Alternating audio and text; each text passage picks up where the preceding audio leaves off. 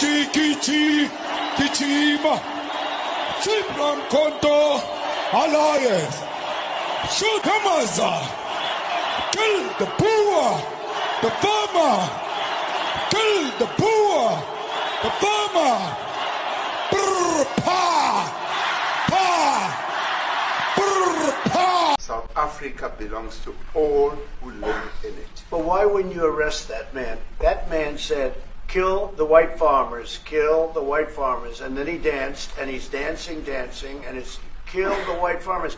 I think there is no white genocide here. It's an absolute rubbish to say there is white genocide. There is black genocide in the USA.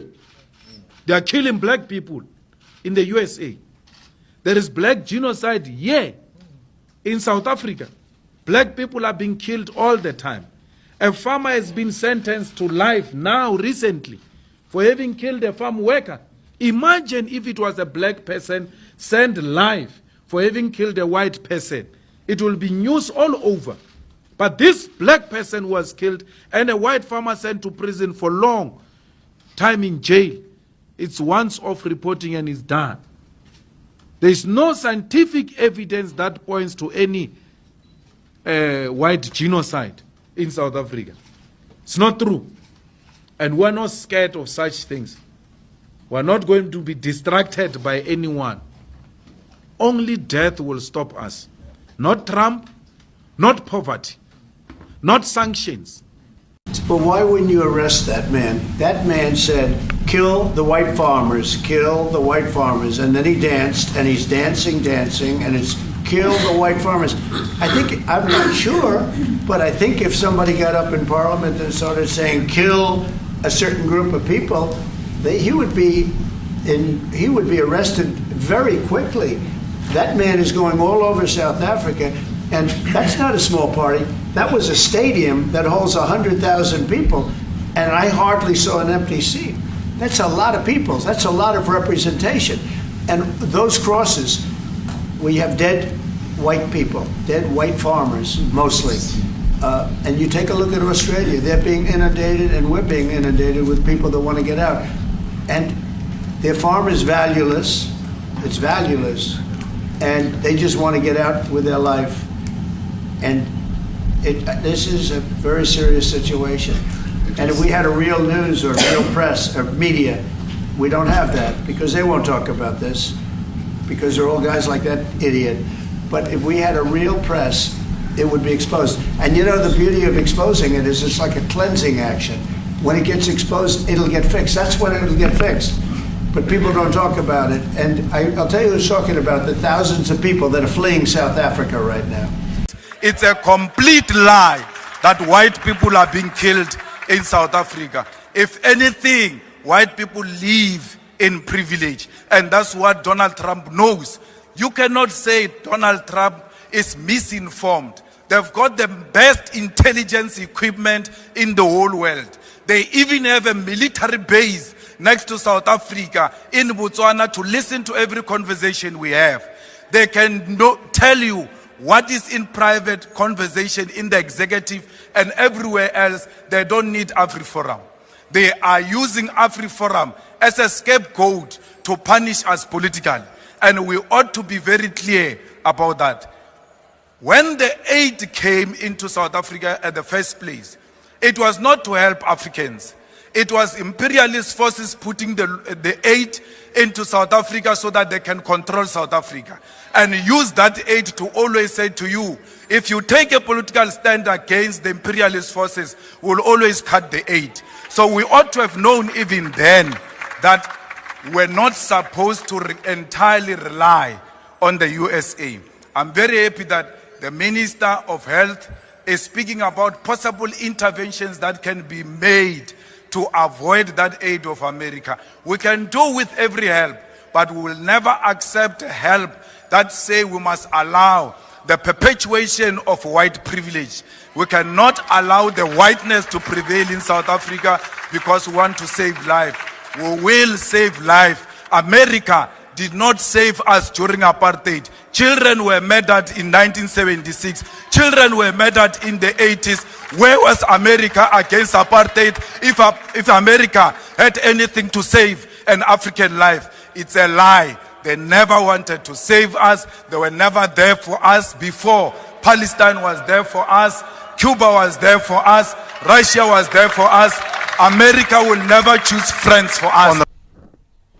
Welcome, my good people who are watching from This is Kenyan Explorer, and I welcome you to this channel. This is the place to be. As we are talking here, we are doing it in African way. I love you wherever you're watching from. Keep supporting as we are heading to the great, as we are heading to the great journey. Stay tuned. And no one, I don't think if there is no one who don't know Julius Malema. When you talk about the revolutionary leader, when you talk about the pan-Africanist, you first have to start with Julius Malema and then followed by Ibrahim Traore, because Julius Malema has been there for a very long time, even before the coming of Ibrahim Traore. But these are the leaders who work on the thing, on the matters that who works fearlessly, who speak out fearlessly, who do things as long as they know that it is favoring the people they are representing or the people surrounding them. They don't care whoever comes out. They don't care whatever comes in. They are just okay with everything that comes out, and that's why you see they fear no one. They fear nothing. They speak out whatever comes out on their way, as long as it is for the benefit of the citizens and the people they are representing. So I came across one day when a president of Rwanda, Paul Kagame, was saying that he don't like the kind of African leaders going in foreign countries to explain or to explain their matters, to explain their issues, the issues that their country are facing. And maybe, you know what, many people criticized that statement, but and that is the same that I have come today to prove that statement, that it was of sense. Because just take a look of what happened to Ramaphosa when he went as a state visit in America, and he went to have a conversation with Donald Trump. He was intimidated in media. He was intimidated, and this has bring a lot of sparks across the internet. This has bring a lot of mixed reaction across the internet. And we as Africans, when we see such actions, you know, we feel like we are being treated badly.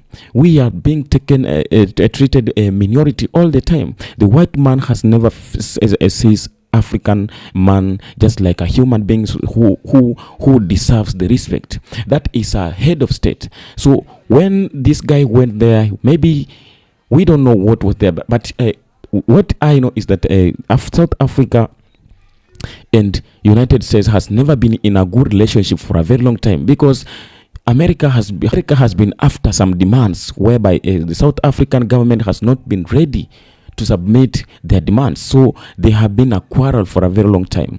And that's just the other day, 2 days ago, we have seen a lot of the white South African moving or relocating to America. This brought a lot of tension whereby it forced Julius Malema to react on it, as he said that whoever feels like he no longer want to stay in Africa and he want to move to America, they are not they have no problem with it, but at the end of it they will regret for that decision that they have decided to take. So during this conversation, Julius Malema, Donald Trump was accusing Ramaphosa of not arresting Julius Malema for what he's doing in South Africa, as he accuses Julius Malema of killing and supporting the white genocides in South Africa. And he even played a clip and played a video in that room. This is what was there. And now, after that, Julius Malema has responded fearlessly, courageously. He has responded. as he speak a lot and with much pain and with much courage. I passed one of the comment whereby there was a guy who said when at the time the American or Donald Trump was showing up the video of Julius Malema saying or criticizing the white Americans, at the same time they were supposed to play a video of Sarafina. I don't know if you know that movie called Sarafina, when it was just played in South Africa at that place called Soweto, when the white supremacists were taking over the territory, and how they shoot to kill thousands of students who were not even armed. I hope you know that movie, Sarafina. So he has to play the same movie as they played that movie that was of Julius Malema. So that was just a comment. So Julius Malema has come to react, and that is what he has to say. He's not afraid. He is saying that that Donald Trump is a liar. He's not being frequent to the statement that he's making because the genocide that is happening in South Africa is the black genocide. No white man has been killed. All white people in South Africa are living peacefully. They are living privileged. Ramaphosa can go and explain all those things there. No one will listen to him. Mandela tried to tell George Bush there are no weapons of mass destruction in Iraq. Thabo Mbeki tried to convince the leadership of America that there are no weapons of mass destruction. South Africa even released special envoys to Iraq to go and check those weapons of mass destruction. There was nothing. They told America, brought all manner of evidence. America never listened to them. They get whatever they want. They own properties whereby the black people in South Africa own nothing. So these are the issues that Malema has to explain. We are in Africa. This is our land. This is our territory. But it is very painful to see that there are some people who are coming to dictate and to intimidate us in our own land. We have just seen just the other day, where as the people from America were reacting towards 100 days of Donald Trump in office, and most of them, they have reacted negatively, saying that Donald Trump has failed to deliver the country of America. He has failed to secure and protect the people, the citizens and the people of America. He has failed considering the tariffs and all that thing that he promised that he's going to deal with. He has failed a lot of things. Now, this is a person that has failed to lead his country, to deliver all that he promised to the people of his country. And now, yet today, he just want to come and tell us on how we have to govern our countries, on how the Africans needs to live in their countries, on how the Africans should work and behave on their country. We as Africans, we are not going to allow this. And that's why I say that we are behind the pan-Africanists like Julius Malema. Whatever they are doing, whatever they do, we are there for them, and we have to protect them as they are doing, working towards the protection and the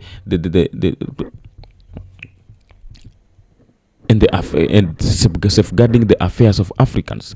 So I just want to talk about this because we as Africans, we have been taken as minority for a very long time, and it's time that we want to show the world that we can do it. We can do it, and that's why you are seeing the situation and the status of Africa has changed. A lot of things are happening in Africa. More coup d'etats, a lot is happening in Africa, and all this is happening just for the Africans to confirm themselves and confirm to the world that whatever you think that we are, this is not how we are. We are some things different. We can do things that you cannot imagine, and we feel have been believing that maybe we cannot sustain, we cannot defend and believe in ourselves. Then we are going to show the world that Africa is the people who believe in themselves, and they can do what they can do and make them be comfortable and have peace in their own country. So many people has bring a lot of different reactions towards the response of Malema to Donald Trump, saying that Malema, his life is in danger and all that. But we believe that cannot happen.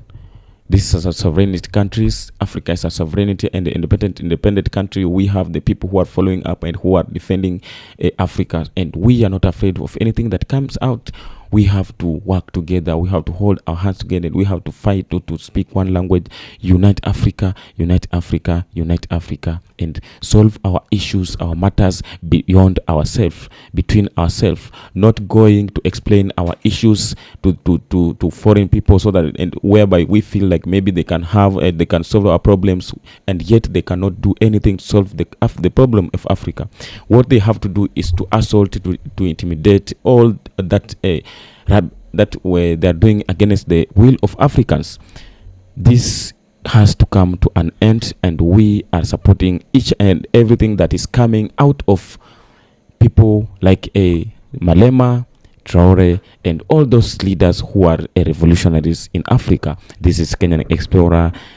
Tell me what you have in the comment section. Let's discuss this. Bring out your views, and subscribe to the channel, turn on notification button so that you'll be updated for all that comes out concerning Africa, because we are doing this because we love Africa, and we need the better Africa. And peace be with you.